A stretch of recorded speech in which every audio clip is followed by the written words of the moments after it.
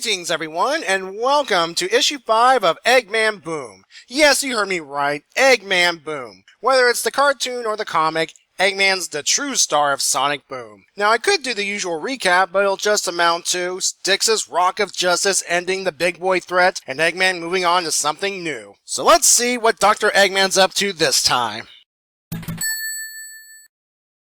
We start with Sonic explaining to the reader that Eggman is selling his bridge to nowhere, which looks kinda like the Golden Gate Bridge, but whatever. Anyway, we see familiar cartoon characters ignoring his sales pitch. Orbot and Cubot arrive, and Orbot asks why Eggman is selling his bridge to nowhere. It's because Eggman has the desire to blow up a bridge, but at the same time, he doesn't want to lose money on the deal. Sonic speeds up to Eggman, saying no one will buy the bridge because no one trusts Eggman. Eggman tries a sales pitch to Comedy Chip, and while the Chip's interested, he refuses because he doesn't trust Eggman. Back in his lair, Eggman mopes that people don't trust him anymore. Without the people's trust, his evil plans lack joy. Orbot pulls out a book that may help Eggman win back the will of the people. And in typical Eggman fashion, he berates him for not getting the book sooner. So Eggman goes through the goodwill cliches, helping someone without expecting a reward, helping an old lady cross the street,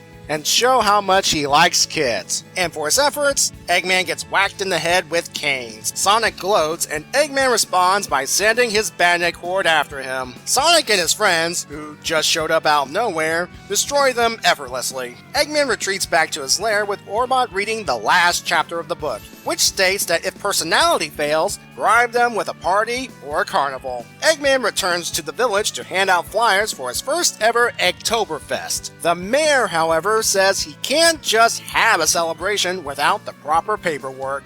And thus, Eggman goes through many tests involving jumping through hoops in order to get the paperwork for his carnival. The next 2 pages here feature Eggtoberfest in full swing, and at first it's doing the job of winning the people's trust back. That is, until none of the rides work, due to Eggman not hiring any ride operators. Whoops. So the villagers pull out their torches and pitchforks to attack Eggman, which the people got from a nearby shop. Eggman then begs for Sonic and his friends to operate the rides. For the good of the community, they agree, and Eggman runs off. Another reason they agree is to keep an eye on Eggman. Things go as well as you expect, having Team Sonic running the attractions, with Knuckles running the concession stands, Styx being the hostess for a haunted house, and Sonic running the roller coaster rides. Oh, hi Dave the intern. Eggman believes the people are trusting him again, so he decides to listen in. The people pretty much say that this is a desperate move and that he stinks.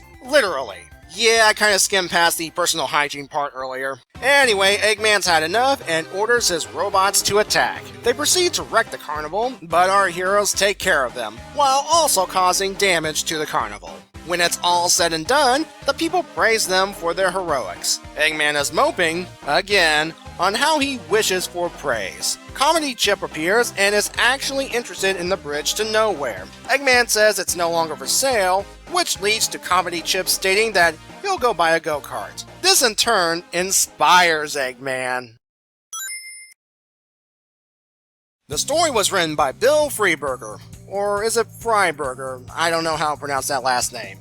Anyway, he's one of the writers and co-executive producers of the Sonic Boom cartoon series. Now, no offense to Ian Flynn, but this issue feels the most like said cartoon, and here's why. The dialogue is more comedic, it utilizes characters, and that's including recurring background characters from the show, and Eggman's plot is ridiculous. Plus, another reason to praise this issue. No character logos, thank goodness. Also, this Eggman plot here is resolved in one issue. Let's take a closer look at this plot. Getting the people to trust him so he can carry out his evil plans with utter glee. Thankfully, the people of Bygone Island aren't stupid and don't buy any of this. You know, maybe Eggman's attempts to gain the people's trust is because subconsciously, he wants to be a hero, but keeps falling back on old villainous habits. Kinda reminds me of El Gran Gordo from Sonic X. Then again, I might be pulling stuff out of my rear. Besides the appearance of recurring background characters, we have the return of a couple of past robots. Burnbot, who at first didn't match its description. Oh, the claws! Yes, claws! Very painful claws! and good old home wrecker Obliterator Bot. Fortress. Fortress. Destroy fortress. Destroying island fortress. What? No, that's not what I said! The art here is done by Stephen Butler, and thankfully, it's pretty good here. Could you imagine him deviating from the Boom design and giving the already huge Knuckles a six-pack or something? You know, it's hard to rate this issue because while there are stupid plot elements, there are plenty of entertaining plot elements to balance it out. So I've decided on a 7. This story has cemented my belief that the comic and the cartoon exist in the same universe. I hope to see more writers from the show contribute to the comic, and I hope Ian learns from their work.